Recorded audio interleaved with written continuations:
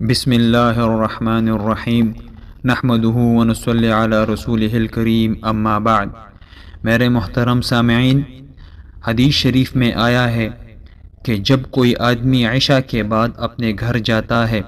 تو اس کے ساتھ شیطان بھی جاتا ہے۔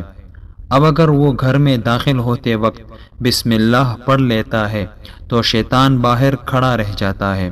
پھر اندر جا کر وہ کھانے پر بھی بسم اللہ پڑھ لیتا ہے تو پھر شیطان وہاں سے بالکل مایوس ہو جاتا ہے اور مایوس ہو کر دوسرے شیطانوں سے کہتا ہے کہ میں اس گھر میں اس لیے آیا تھا کہ مجھے یہاں رات گزارنے کی جگہ مل جائے گی اور کھانا بھی مل جائے گا، لیکن افسوس نہ مجھے اس گھر میں کھانے کا موقع ملا نہ گھر میں رات گزارنے کا موقع ملا۔ اب کہیں اور دیکھتا ہوں کہ شاید کوئی اور ایسی جگہ مل جائے۔ اس کے برعکس جو آدمی گھر کے اندر رات کو داخل ہوتے ہوئے اللہ کا نام لیتا یا گھر میں داخل ہونے کی جو دعا ہے وہ نہیں پڑھتا تو شیطان بھی گھر کے اندر آ جاتا ہے،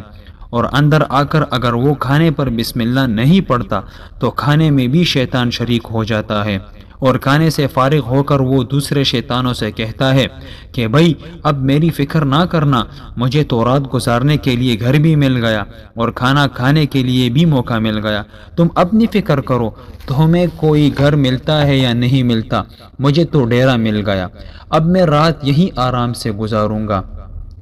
آپ نے دیکھا کہ اللہ کا نام نہ لینے سے شیطان گھر میں بھی آیا، کھانے میں بھی شریک ہوا، اور شیطان کا آنا باعث نحوست اور باعث لعنت ہے۔